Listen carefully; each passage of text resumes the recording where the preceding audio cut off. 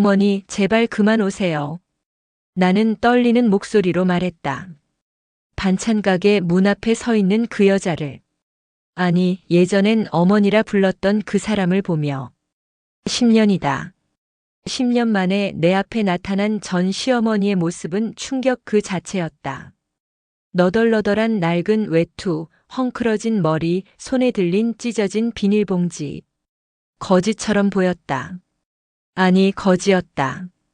10년 전 그날 나를 차갑게 내쳤던 그 당당하고 우아했던 모습은 어디에도 없었다. 10년 전 그날을 잊을 수가 없다. 우리 아들이 너 같은 여자는 못 봐주겠대. 시어머니의 차가운 목소리가 아직도 귓가에 맴돈다.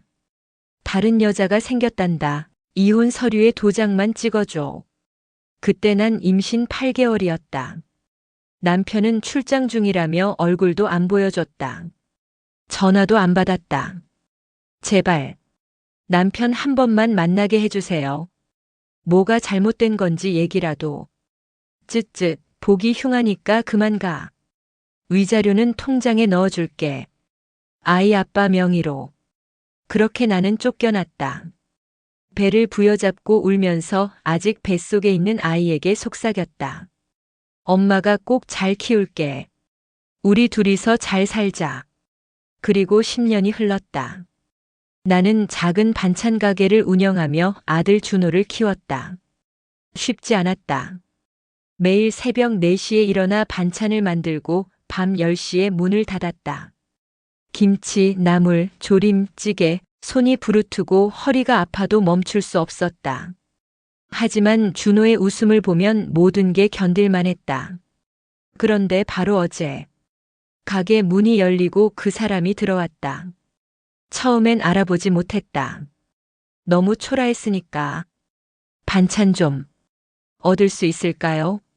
돈이 없어서. 목소리를 듣는 순간 온몸이 굳어버렸다. 시어머니였다. 나가세요.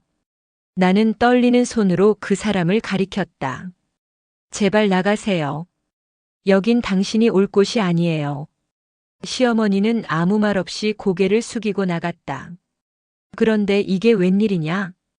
다음 날도 그 다음 날도 시어머니는 찾아왔다. 매번 같은 시간 장사가 끝날 무렵. 반찬 조금만. 처음엔 내쫓았다. 두 번째도 내쫓았다.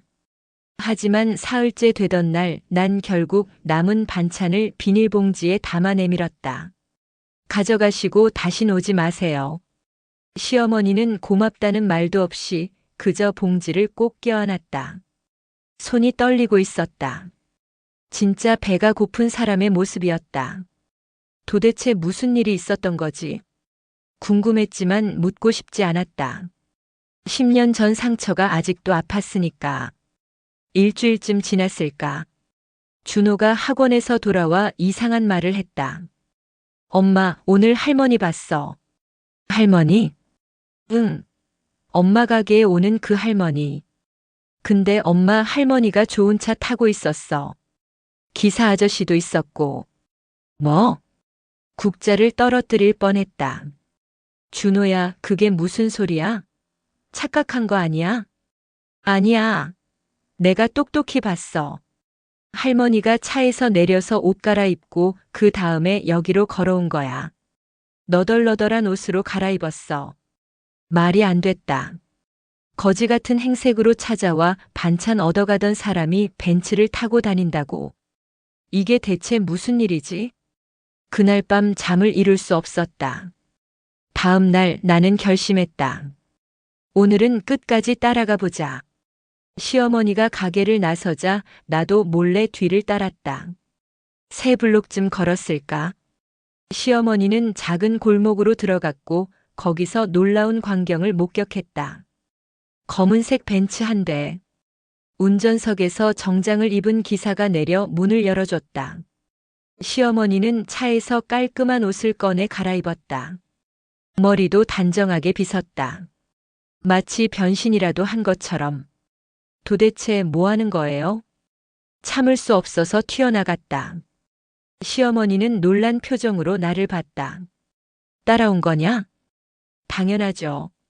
도대체 무슨 짓을 하는 거예요? 왜 거지 행세를 하면서 내 가게에 나타나는 거예요? 시어머니는 한참을 망설이다가 입을 열었다. 교도소에 가야 해. 교도소? 심장이 멎는 것 같았다. 같이 갈래? 차는 시내를 벗어나 외곽으로 향했다. 교도소. 높은 담장이 보이는 순간 온몸에 소름이 돋았다. 어머니, 대체 누가? 직접 보렴. 면회실 유리 너머. 교도복을 입은 남자가 앉았다. 그리고 고개를 드는 순간 세상이 멈춘 것 같았다. 민준 씨? 내 전남편. 준호의 아버지. 하지만 그 사람은 더 이상 내가 알던 그 사람이 아니었다. 야윈 얼굴, 깎인 머리, 초라한 교도복. 민준 씨는 유리 너머 나를 보고 얼어붙었다. 당신이 왜 여기? 시어머니가 전화기를 내밀었다. 얘기해. 이제 말해야 할 때야.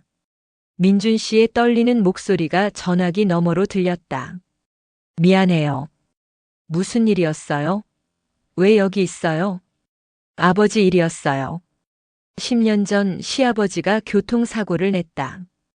음주운전으로 사람을 치었고 피해자는 중상을 입었다. 아버지는 당시 심장이 안 좋으셨어요. 의사가 말하길 교도소에 가시면 1년도 버티기 힘들 거라고. 민준 씨는 눈물을 흘렸다. 그래서 제가 대신 들어오기로 했어요. 저는 젊으니까. 10년쯤은 버틸 수 있으니까. 말도 안 돼. 그게 말이 돼요? 목소리가 떨렸다. 그럼 나한테 왜 거짓말을 한 거예요? 바람 피웠다고, 다른 여자 만났다고. 당신이 죄수의 아내가 되길 원하지 않았어요. 민준 씨가 유리창에 손을 댔다. 아이도 이제 태어날 건데. 아빠가 교도소에 있는 아이로 자라게 할 순 없었어요. 준호가 우리 아빠는 죄수야라는 말을 듣게 할 순 없었어요. 그런데 왜 거지 행세를 하면서 제 가게에 오신 거예요? 시어머니가 가방에서 낡은 수첩을 꺼냈다. 거기엔 빼곡한 글씨가 적혀 있었다. 오늘 며느리가 만든 김치찌개, 민준이 제일 좋아하던 맛이었다. 준호가 학교에서 상 받았다. 키도 많이 컸다. 민준이를 닮았다. 며느리 손이 많이 거칠어졌다. 고생이 많구나. 민준이가 부탁했어. 너와 준호가 잘 사는지 확인해 달라고. 하지만 정체가 들키면 안 되니까 가난한 사람처럼 보이라고. 매주 면회 올 때마다 말해줬어. 며느리가 만든 반찬 정말 맛있다. 준호는 요즘 키가 얼마나 컸다. 공부도 잘한다. 네 걱정은 하지 말라고. 눈물이 멈추지 않았다. 그 사람 지금까지 우릴 지켜봤던 거예요? 매일같이요. 네 사진을 보면서 준호 이야기를 들으면서 그게 민준이가 10년을 버틸 수 있었던 이유였어. 나는 전화기를 꽉 쥐었다. 당신, 정말 바보예요. 민준 씨가 쓰게 웃었다. 알아요. 나도 알아요. 왜 말을 안 했어요? 왜 혼자 다 짊어지려고 했어요? 나한테 선택권도 안 주고. 미안해요. 하지만 후회는 안 해요. 그가 유리창 너머를 바라봤다. 아버지는 제가 들어온 후 3년 뒤에 돌아가셨어요. 편안하게. 그리고 준호는 아빠가 죄수라는 걸 모르고 자랐잖아요. 준호 데려올게요. 아빠 얼굴 봐야죠. 안 돼요. 민준 씨가 고개를 저었다. 다음 달에 출소해요. 10년 만에. 출소. 그 단어가 가슴을 쳤다. 그때 가서 제대로 인사할게요. 아빠로서. 일주일 뒤 나는 준호를 데리고 다시 교도소에 갔다. 엄마, 여기가 어디야? 아빠 만나러 가는 거야. 준호의 눈이 커졌다. 아빠? 아빠가 여기 있어? 면회실에 앉은 민준 씨를 보고 준호는 말을 잃었다. 저 사람이 아빠야? 그래. 아빠야. 준호는 천천히 전화기를 들었다. 안녕하세요. 민준 씨의 눈에서 눈물이 흘러내렸다. 준호야, 아빠야. 못 봐서 미안해. 아빠는 왜 여기 있어요?